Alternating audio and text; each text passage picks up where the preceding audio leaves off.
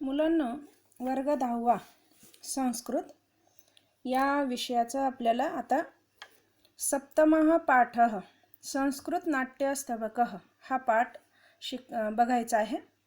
पाठ नंबर आहे 45 आणि हा पाठ सरलार्थ लेखनार्थ म्हणून दिलेला आहे। याचा अर्थ असा आहे की भाषांतर आपण त्याला अनुवाद म्हणतो। मराठीमध्ये अनुवाद करा हा एक प्रश्न आहे 4 मार्कासाठी आणि त्यात ह्या बरोबर आपल्याकडे संस्कृत नाट्यस्तबक म्हणून आहे आणि त्यातले 3 म्हणजे 3 पद हे आहेत आपल्याकडे नाट्य, त्यातलं एक कोणतंही एक नाट्य परीक्षेला येऊ शकते। आता संस्कृत नाट्यस्तबकः या पाठाचं नाव आहे। स्तबकचा अर्थ आहे गुच्छ, संस्कृत नाटकांचा गुच्छ किंवा संस्कृत नाटकांचा समूह। तर बघा, प्रथमम पुष्पम पहिलं पुष्प म्हणजे ते जे स्तबक आहे किंवा आपण त्याला गुच्छ म्हणतो, त्या गुच्छामधलं पहिलं गुच्छ त्याला पहिलं वेचा असं सुद्धा आपण म्हणू शकतो। उतारा काय आहे बघा, अगोदर प्रस्तावना करूया। संस्कृत कवीषु कालिदासस्य स्थानम अनन्यसाधारणम। आता संस्कृत कवींमध्ये कालिदासाचं स्थान खूप महत्त्वपूर्ण आहे किंवा अनन्यसाधारण आहे। अभिज्ञान शाकुंतलम इति तस्य प्रसिद्धम नाटकम। अभिज्ञान शाकुंतल हे त्याचं प्रसिद्ध नाटक आहे कालिदासाचं। तस्य काव्यनाटकेषु भारतीय संस्कृतेः मूल्यानां च प्रतिबिंबम दृश्यते। त्यांच्या काव्यनाटकांमध्ये म्हणजे कालिदासाच्या काव्यनाटकामध्ये भारतीय संस्कृतीच्या मूल्यांचं प्रतिबिंब दिसते। इदानीन्तन काले अपि तस्य साहित्यम जनान रंजयति। आता आज देखील त्यांचे साहित्य म्हणजे कालिदासाचे साहित्य लोकांना रंजयतीचा अर्थ आहे मनोरंजन करतो किंवा करमणूक करतो, आनंदित करतो। आता बघा, पहिला जे पद्य आहे, आता आपण प्रथमतः या चित्राकडे पाहूया। आता चित्रामध्ये पाहिल्यानंतर आपल्याला असं लक्षात येईल की चित्र पाहिल्यावर बऱ्याच गोष्टी आपल्याला समजतात। एक डोंगर आहे, डोंगराच्या खालच्या बाजूला पायथ्याशी आश्रम दिसत आहे। आश्रमांच्या छोट्या छोट्या झोपड्या आपल्याला दिसत आहेत आणि त्या बाजूला झाड आहे, एक हरिण आहे आणि या बाजूला रथ आहे आणि रथावर राजा धनुष्यबाण घेऊन सज्ज आहे आणि सारथी रथ चालवतो आहे आणि त्याचमध्ये हरिण राजा हा एक ऋषी दिसतोय आपल्याला, त्या ठिकाणी तपस्वी दिसतो आहे। तर तो तपस्वीला मारतो आहे की हरिणाचा शिकार करतो आहे आपल्याला पाहायचं आपल्या कहाणीमध्ये लक्षात येईल। तर आता दोन्हीच्या मध्ये हा ऋषी का थांबला, अडवतो का आहे, काय आहे याचं स्पष्टीकरण आपण आता या ठिकाणी पाठामध्ये शिकणार आहोत।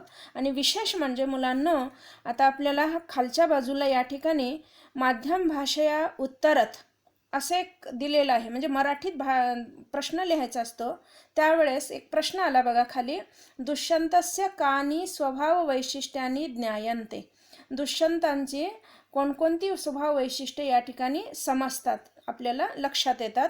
आता हे जर या प्रश्नाचं उत्तर लिहायचं असेल तर मुलांनो आपल्याला या संवादातलं नाटकाचं भाषांतर तर आपल्याला करायचंच आहे, पण त्यासोबत संवादातून आपल्याला दुष्यंत राजाच्या स्वभावाची वैशिष्ट्ये काय आहेत, कोणती आहेत हे आपण लक्षपूर्वक संवादातून आपल्याला कळतं। या ठिकाणी दुष्यंतचे भूमिका पात्र आपल्याला 3 ठिकाणी दिसत आहेत आणि एक वैखानस आहे आणि सारथी आहे। मग या तिघांच्या संवादातून आपल्याला नेमकं दुष्यंत राजांचा स्वभाव कसा आहे, काय आहे, कोणत्या प्रसंगातून घ्यायचा आहे, नीट लक्षपूर्वक ऐका म्हणजे तुम्हालाही मराठी प्रश्न लिहिण्यासाठी सोपं होईल। आता बघा, नाटकाचा चित्र पाहिल्यानंतर आपल्याला लक्षात येईल की एक राजा आहे आणि तो शिकार करण्यासाठी बाण सज्ज केलेला आहे, मध्येच ऋषी कोणीतरी एक आडवत आहे, सारथी रथ चालवत आहे आणि एक आश्रम पण दिसत आहे, म्हणजे एकूण ही आश्रमाची भूमी दिसते आपल्याला। तर बघा या ठिकाणी कंसामध्ये दिलेलं आहे नाटकाची सुरुवात कशी आहे बघा, ततः प्रविशति वैखानसः अन्यो तापसो च। आता नाटकाची सुरुवात कशी आहे, त्यानंतर प्रवेश करतो वैखानस। वैखानस नावाचा एक ऋषी होता। अन्यो तापसो च आणि त्याच्यासोबत 2 तापसी सुद्धा होते, या ठिकाणी चित्रात दर्शवलेलं नाही परंतु आहेत। आता बघा, म्हणजे एक वैखानस आणि तिच्यासोबत दोन तपस्वी लोक ऋषी सोबत आहेत आणि ते प्रवेश करीत आहेत कुठं, अरण्यामध्ये। तेवढ्यामध्ये वैखानस तो तपस्वी ऋषी होता, तो म्हणतो राजानं अवरुद्ध, कंसामध्ये दिलेला आहे बघा, राजाला अवरुद्ध अडवून, राजान, हे राजा, आश्रमो मृगो अयम न हंतव्यः न हंतव्यः. आता तो वैखानस अचानक येतो आणि राजाला म्हणतो की अरे राजा, हे राजा, अयम आश्रम मृग, हा आश्रमातील हरिण आहे, न हंतव्य न हंतव्य म्हणजे मारू नकोस मारू नकोस. याचा अर्थ असा आहे की दुष्यंत राजा हरिणाची शिकार करण्यासाठी निघाला होता किंवा करत होता, आणि हा वैखानस त्या आश्रमातला होता आणि तो त्या राजाला म्हणतो की अरे राजा, हा आश्रमातला हरिण आहे, मारू नकोस मारू नकोस. आशु प्रतिसंहार सायकम, सायकचा अर्थ आहे बाण, धनुष्य. आशु म्हणजे ताबडतोब, ताबडतोब तुझा हा बाण प्रतिसंहार मागे घे, मारू नकोस, तुझा बाण ताबडतोब तू बाण मागे घे, कारण हा हरिण आश्रमातला आहे. राज्ञाम शस्त्रम आर्तत्राणाय भवती. तो वैखानस काय म्हणतो राजाला बघा की मारू नकोस, ताबडतोब तुझा बाण मागे घे, कारण राज्ञाम शस्त्रम, राजे लोकांचं शस्त्र, आर्तत्राणाय भवती, वेदनेने त्रस्त झालेल्यांसाठी भवती असतो, न तू अनागसी प्रहरतुम, निरागसांवर मारण्यासाठी, प्रहार करण्यासाठी तुझं शस्त्र नसते. दुष्यंत, आता या ठिकाणी बघा आपल्याला ऋषी अडवत आहे आणि आता दुष्यंताचं वाक्य काय, दुष्यंत हा एक राजा होता, तो काय म्हणतो बघा, प्रतिसंहृत एषः सायक, तो लगेच म्हणतो एषः सायक, हा धनुष्य प्रतिसंहृत, हा मी मागे घेतो, यथोक्तम करोती, आणि जसं म्हणतो बोलतो तसंच तो करतो, अर्थात तो आपला बाण ताबडतोब मागे घेतो. कुणाच्या म्हणण्यानुसार, वैखानसाच्या म्हणण्यानुसार. कारण याच्या स्वभावावरून बघा आता आपल्याला लक्षात येईल की इथं तो किती विनम्र होता. एका ऋषीनं म्हटल्याबरोबर तो मागे घेता. खरं तर या ठिकाणी तो राजा होता, शिकार करू शकला असता किंवा त्याच्यावर त्या ऋषीला सुद्धा तो अडवू शकला असता, परंतु त्याने ताबडतोब ऋषीचं म्हणणं ऐकलं, म्हणजे ऋषीबद्दल त्याला आदरता होती. हा एक स्वभाव वैशिष्ट्य आपल्याला इथं दिसून येतो. तर वैखानस परत काय म्हणतो बघा, राजन, हे राजा, समिध आहरणाय प्रस्थिता वयम. आता त्याच्यासोबत 2 तपस्वी सुद्धा होते असा अगोदर आपल्याला उल्लेख केलेला आहे. तेव्हा तो राजा म्हणतो की समिध आहरणम, समिधा आणण्यासाठी प्रस्थिता वयम, आम्ही निघालो आहोत. आता समिधा म्हणजे यज्ञासाठी वापरण्यात येणारं लाकूड, त्याला आपण समिधा असं म्हटलं जाते. तर समिधा आणण्यासाठी आम्ही निघालेलो आहोत. एषः खलु कण्वस्य कुलपतेः अनुमालिनी तीर आश्रमे दृश्यते. त्यानं सांगितलं की आम्ही कुठे निघालो, समिधा आणण्यासाठी. तर खलु कण्वस्य कुलपतेः, कुलपती कण्व ऋषीच्या अनुमालिनी तीरम, अनुमालिनीच्या तीरावर, काठावर हे एक आश्रम दृश्यते, दिसत आहे. म्हणजे अनुमालिनी नदीच्या काठावर हे आश्रम दिसत आहे. कुणाचं आहे, कुलपती कण्व ऋषीचं. म्हणजे कण्व ऋषीचं या ठिकाणी या अनुमालिनी तीराच्या काठावर असलेलं हे आश्रम तुला दिसत आहे. प्रविश्य प्रतिगृह्यताम अतिथेयः सत्कारः. तो वैखानस काय म्हणतो, प्रवेश करून अतिथेह सत्कारः, अतिथींचा सत्कार तू प्रतिगृह्यताम, स्वीकार करावा. म्हणजे हे राजा, तू अतिथीचा सत्कार स्वीकार कर. कुठं, या कण्व ऋषीच्या आश्रमात जा आणि तिथं तू सत्कार, आमचा स्वागत सत्कार होईल त्या ठिकाणी तुझा, आणि तू ते स्वीकार कर, असं तो वैखानस राजाला म्हणतो. तेव्हा दुष्यंत काय म्हणतो बघा, तपोवन निवासीनाम उपरोधो मा भूत. जेव्हा त्याच्या लक्षात आले की हे कण्व मुनीचा आश्रम आहे, ताबडतोब तो काय म्हणतो बघा, तपोवन निवासीना उपरोधः मा भूत, मा भूत होऊ नये. काय, तपोवन निवासीन, या तपोवनात, या भूमीमध्ये राहणाऱ्यांना उपरोधः, अडथळा, व्यत्यय आपला होऊ नये. म्हणजे आपण जाऊ आणि आपण शिकारीच्या अशा राजाच्या वेशभूषेत जाऊन तिथं कुणाला अडथळा होऊ नये आपला. अत्रैव रथम स्थापय यावत अवतरामी. तो सारथ्याला म्हणतो की अत्रैव रथम स्थापय, मी येथेच रथ उभा कर, कारण मध्ये जाऊन उपयोगाचं नाही, कारण त्यांना त्रास होईल, म्हणून रथ इथेच उभा कर, तोपर्यंत मी अवतरामी, मी उतरतो, असं तो म्हणतो. आणि तेवढ्यामध्ये सूतः, सूतःचा अर्थ आहे, आता बघा सूतःला दुसरा उकार आला तर मुलांनो या ठिकाणी सारथी असा अर्थ होतो. आणि जर तुम्ही पहिला उकार केला तर त्या ठिकाणी मुलगा असा अर्थ होतो. तर सूतः असं या ठिकाणी दिलेला दीर्घ सू आहे, म्हणजे सारथी. धृताः प्रगृह्य, तो म्हणतो की प्रगृहा धृताहा मी धरलेले आहेत. काय? प्रग्रहा म्हणजे लगाम. लगाम मी धरलो आहे. अवतरतु आयुष्यमान, हे भगवान किंवा हे राजे आपण अवतरतु उतरावे, असं तो म्हणतो. तेव्हा दुष्यंत काय म्हणतो बघा, अवतीर्य उतरून, कंसामध्ये दिलं लेबंताव्य आहे, अवतीर्य उतरून म्हणजे रथातून उतरून. सूत विनीत वेशेन प्रवेष्टव्यानी तपोवनानी नाम, तो सारथ्याला म्हणतो की हे सारथी, विनीत वेशेन विनम्र वेशभूषेत प्रविष्टानी प्रवेश केलं पाहिजे, तपोवनानी नाम.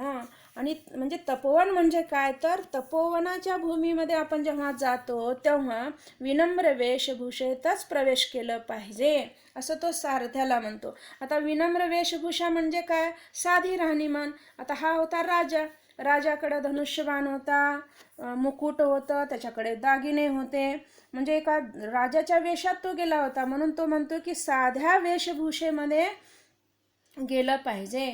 इदम तावत गृह्यताम, तावत तोपर्यंत हे इदम गृह्यताम हे घे, असं तो सारथ्याला म्हणतो. आणि हे घेचा अर्थ काय आहे बघा, इति सुतस्य आभरणानी धनुश्च उपनीय. इति असे म्हणून तो सुतस्य आभरणानी, त्या सुतला म्हणजे सारथ्याला, आभरणानी आपले दागिने, आणि धनुहू आणि धनुष्य उपनीय आपलं काढून, अंगावरचे सगळे दागिने आणि आपल्या जवळचा धनुष्य काढून तो सारथ्याच्या हवाली करतो. म्हणजे केवढी विनम्रता या ठिकाणी राजाची, दुष्यंत राजाची दिसते बघा. स्वभावाचं आपल्याला एक एक वैशिष्ट्य लक्षात यायले. तर या ठिकाणी ऋषीनं सांगितल्याबरोबर तो अरण्यात जावा, आयुष्य म्हणजे सत्कार स्वीकार करा म्हणल्यावर अगदी तात्काळ तो लगेच हो म्हणून निघतो. म्हणजे मोठ्या व्यक्तींचा मान सन्मान करतो, हेही लक्षात येईल आपल्याला.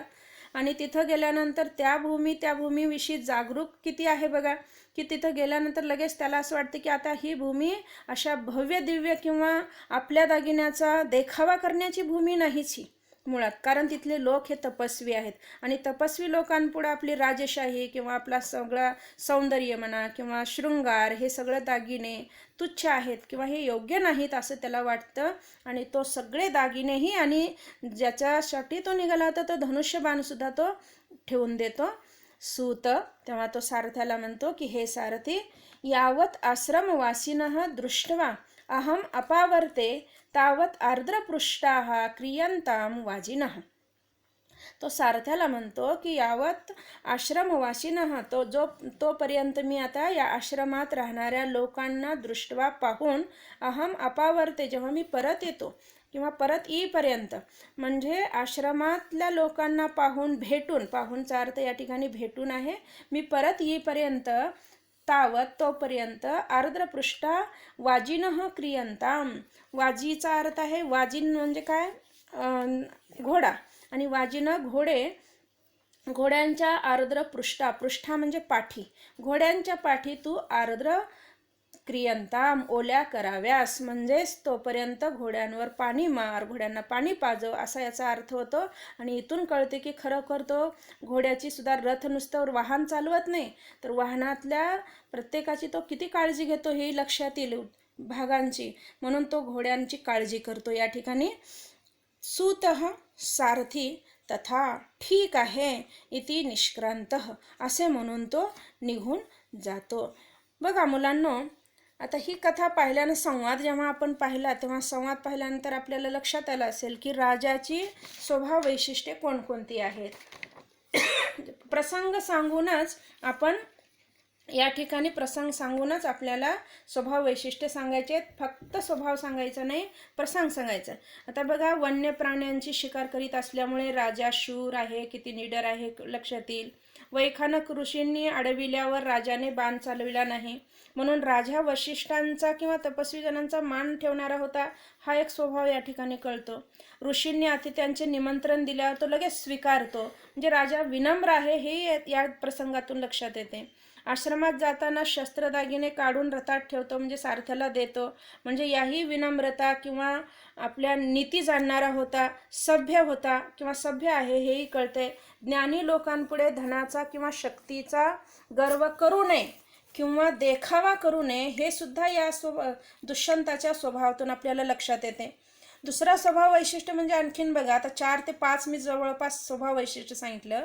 त्याच्यानंतर राजा जेव्हा सारथ्याला सांगतो की घोड्याला पाणी पाज किंवा घोडे ओले कर तोपर्यंत, आणि मी जाऊन येतो असं जेव्हा तो म्हणतो, यावरूनही तो कळतो की प्राण्यांवर सुद्धा काळजी करणारा होता किंवा दया करणारा होता. तर अशा प्रकारे आपल्याला दुष्यंताच्या स्वभावांची वैशिष्ट्ये सुद्धा या ठिकाणी आपल्याला करता येईल.